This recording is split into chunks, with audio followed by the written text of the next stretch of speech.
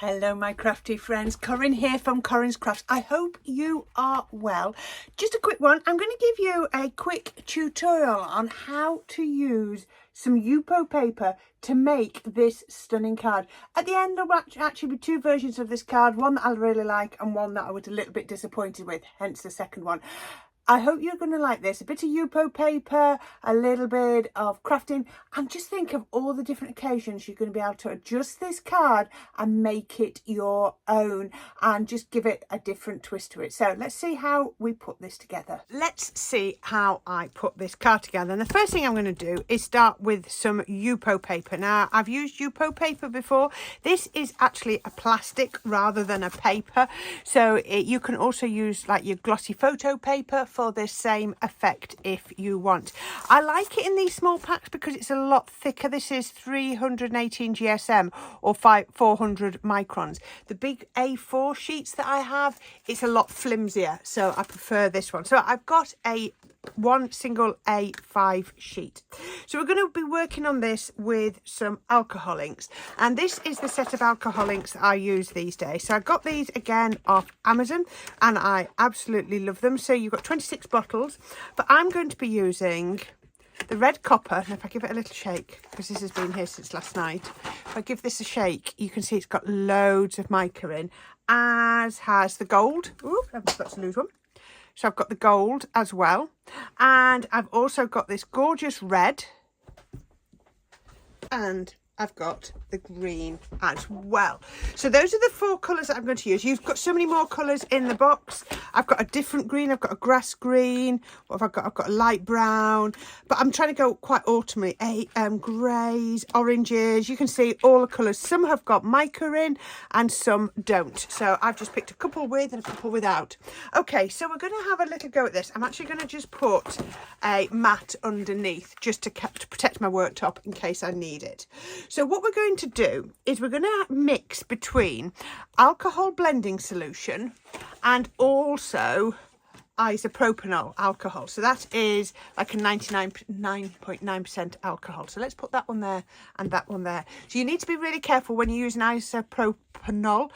You need to make sure that you've got plenty of ventilation because it's quite strong. So now blending solution, this moves the ink, so you can really blend your ink using this. When you use the isopropanol, the ink doesn't blend as much, but it adds more layers to it. So isopropanol dilutes the colours, blending solution mixes the colours. So it depends what you're going to do, and you can actually use both. So the other tool that I'm going to use is my air blower. You can use the electric ones, whatever, it's entirely up to you. So let's have a go. So I'm going to pop a little bit of, let's go first with the isopropanol. So I'm just going to take the lid off, and I've got a pipette here, so I'm going to suck up a little bit and actually drop out most of it. So I've only got, oh, I've dropped out too much. Can you see the tiniest bit in the bottom? Because this pipette just leaks. I'm just going to pop a few bits. So I'll probably do this in a couple of sections. So got some isopropanol on there. And then we're just going to drop a little bit of the red in.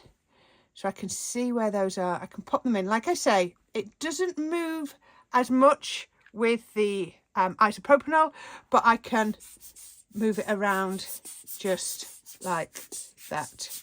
So I can blend it like that. Now, if I pop blending solution on the top, let's just do it on those ones, you can see straight away that moves so much more. So if you want to mix it to get different layers, maybe put the isopropanol underneath and then the blending solution on top, so you get some lovely mixed colours. So let's put a little bit more over here. Let's do some of these bits. I can see where it's gone, and I'm going to go in with the green. So the green and the red are just, I'm going to call them solid colours because they've got no mica in them. There we go. So put that on. Like I say, this is isopropanol. What we can actually do is we could drop a drop of blending. Can you see straight away? It was sitting still. That's where the blending solution was. Sitting still until that blending solution drops on, and then it starts to move on its own. But we can really mix those. Now, it will dry quicker with blending solution than with isopropanol, but straight away you can see we're making some more of our own colours and we're mixing some of the colours in there. What I then like to do is just go in with my gold and just drop the gold onto where I can see there's a bit of blending solution. If there's not, I can always, oops, that came out a bit fast. I can always go in and add a dropper more of blending solution. There we go, look at that. And it really, really works beautifully. I'm going to actually get the copper, red copper at the same time and put a bit of that on. I like to sort of go over where I've got some bits already. Look at that travel. I might not have shook the mica in that so well because it's definitely got metallic in it. There we go. So if you want to then, again, with those reds, just pop a little drop of blending solution on the top. Don't think that you have to use one or the other.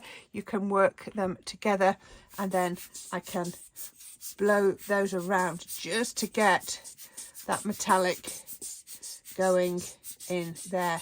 So that's looking absolutely gorgeous. Now, if you want to dry them, you can, because I'm going to do some more over here.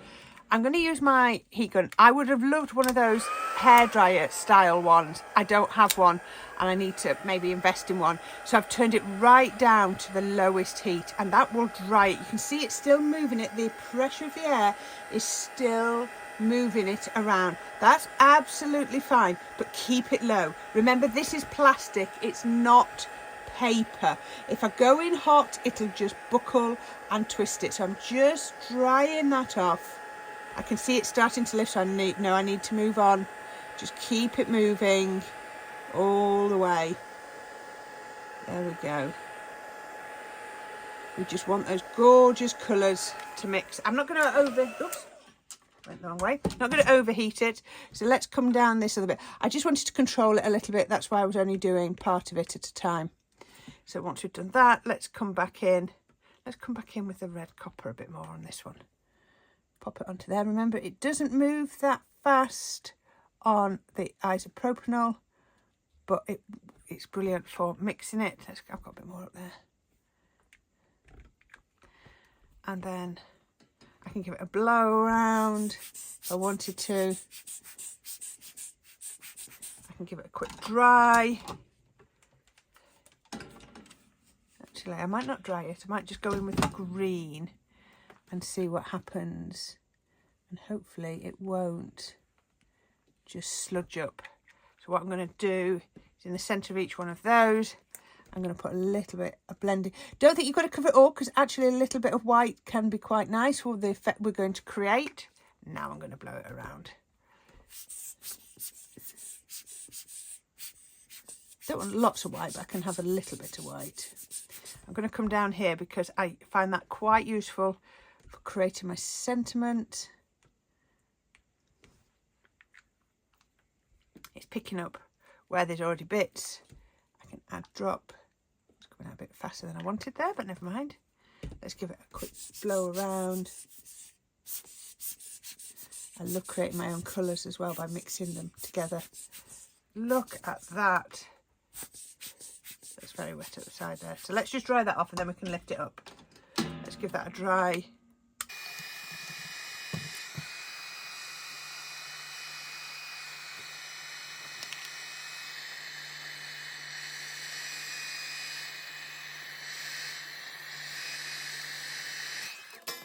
And there we go, look at that. Now, because it's got blending solution, the blending solution really helps to fix the metallic colours as well. Right, isn't that absolutely gorgeous? Look at those colours. Actually, very Christmassy. I was going autumnal. I think I've gone quite Christmassy there. But it doesn't matter. It's whatever you want it to be. Isn't that absolutely gorgeous? Okay, so what I would then do is I got a set of dies. These are from Paper Discovery.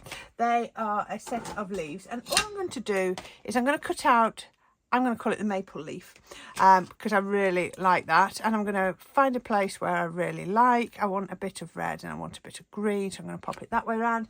And the other thing I've got is my Sharon Callis word. I'm going to pop that one on there. Make sure it's on my cutting plate. And let's go with that one on there. Now remember, it is a plastic, so you could go in with all of your cutting plates if you wanted to, just to give it the perfect cut. But I also find that sometimes you can knock out your magnetic shim. So let's see.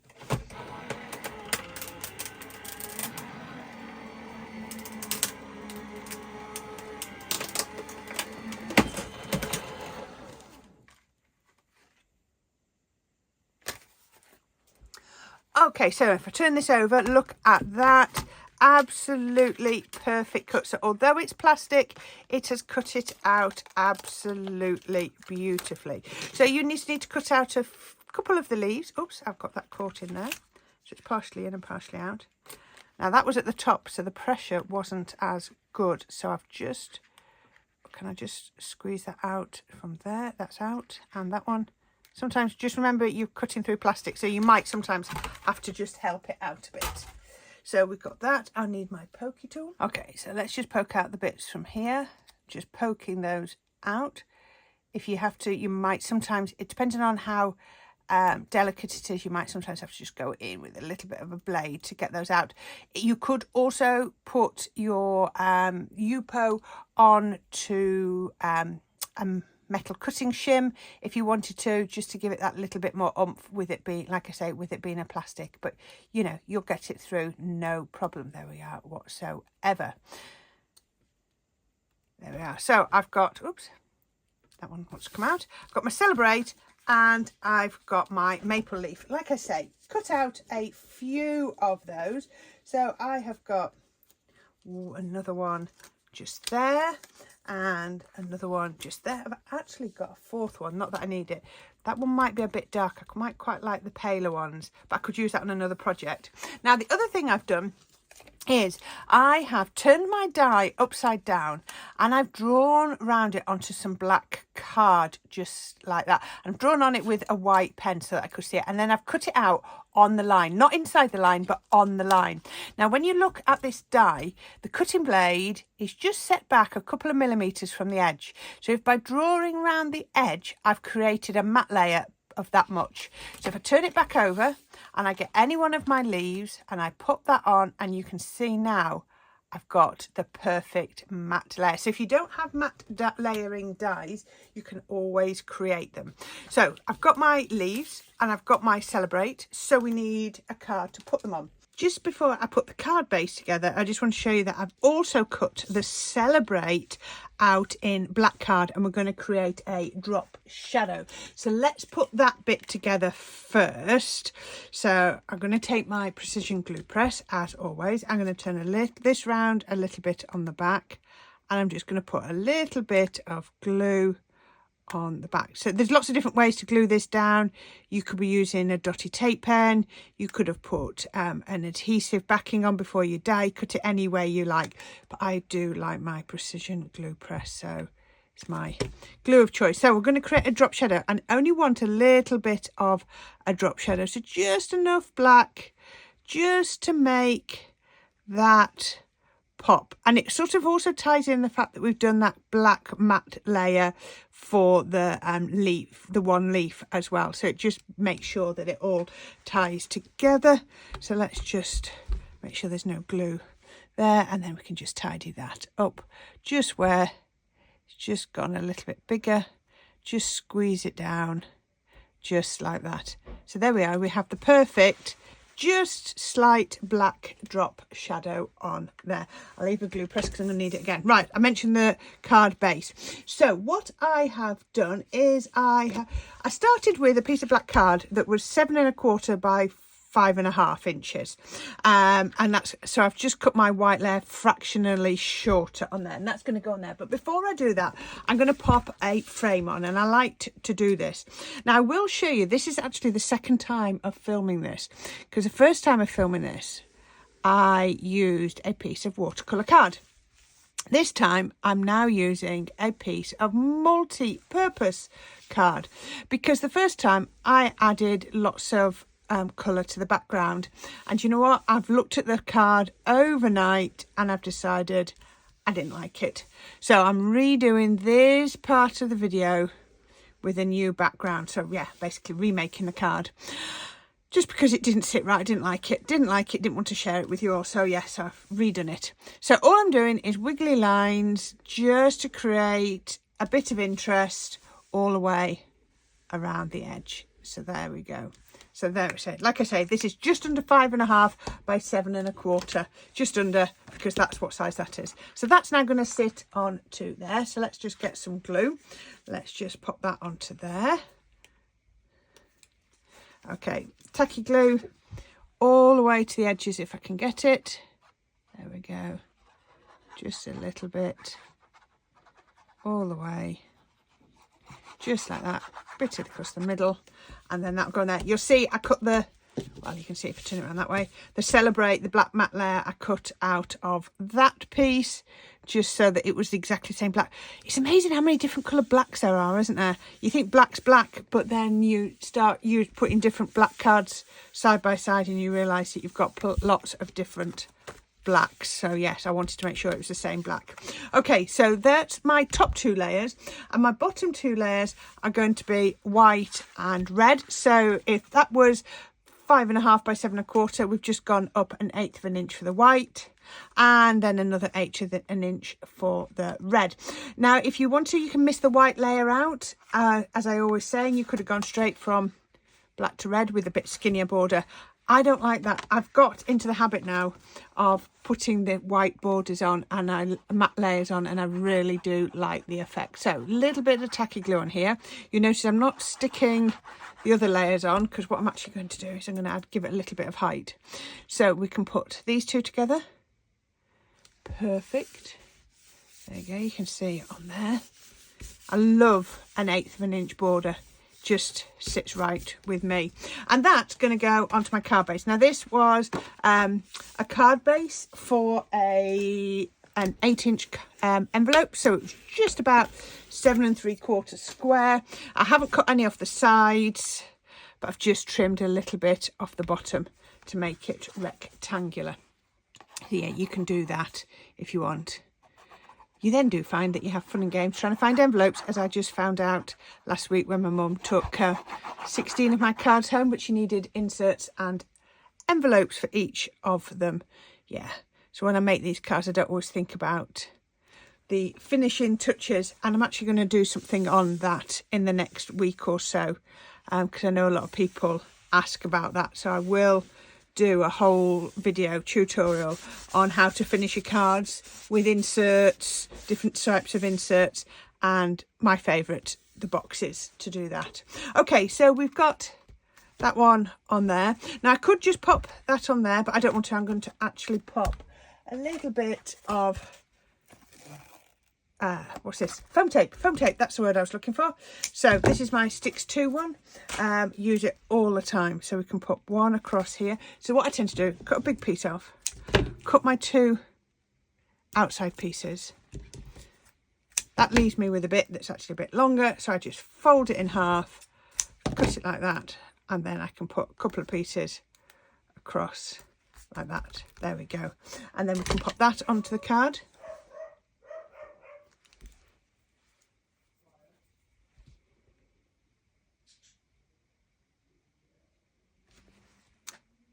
So take the foam back off, and we can put that onto the card base. And then, there we go, take that off. As always, I'm going to put a little bit of glue on the back of the foam tape. There we go. On there, just to give it a bit of wriggle room. And then that will fit perfectly on to there, with just that lovely border, and it's got that little bit of height.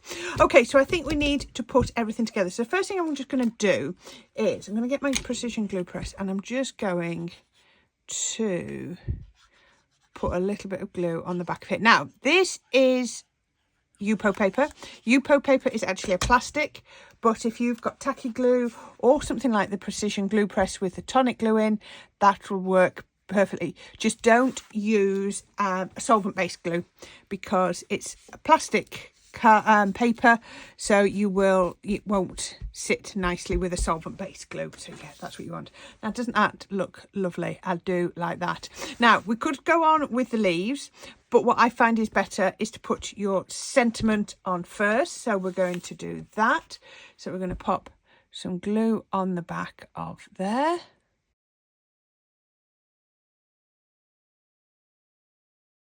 I'm hardly giving any squeeze at all to that. So I'm going to pop this down at the bottom. I'm going to try and centre it up roughly. We don't get too hung up on that at all. So then we're going to pop our leaves on. So I've got one, I've got two, and they fit just perfectly in there. But like I say, it's so much easier if you put your sentiment on first, because then you can see where you're going. So let's put the first one on. Just there. And that one's going to go on that side. And then I'm going to do the second one. Remembering that I'm gluing on to a plastic. So just remember that you just need to be careful with that. That's going on just there. And then I've got my final one, which has been put onto the black. Now, remember, now we've put that on, we're no longer working onto the Yupo paper. We're on black card. So I can come in here quite happily with my 3D glue. It doesn't matter what it's made from, because it's going onto the card, not the Yupo paper. I've just gone over there. Let me just bring that back in. And then what I can do is raise that one across there. Now, you could use foam pads, it's entirely up to you, but I like the 3D glue. And then the next thing I want to do is just get some little water droplet ones. Now, you could go with sequins, you could do whichever you want, but I do like my water droplets. So I'm going to find a couple of these middle-sized ones and put those on. A couple of the smaller ones. Just trying really hard to do random, which isn't that easy. Let's do one more. Let's go that side. There we go. And that is my Yupo paper sort of celebratory fall card. I just think it's really, really pretty. How about that? Isn't that absolutely gorgeous? Yeah, so if you want to have a go with the Yupo paper to create your own leaves, I think that looks really, really nice. Just to show you, just as a comparison, that is the original one that I did, and I don't like it.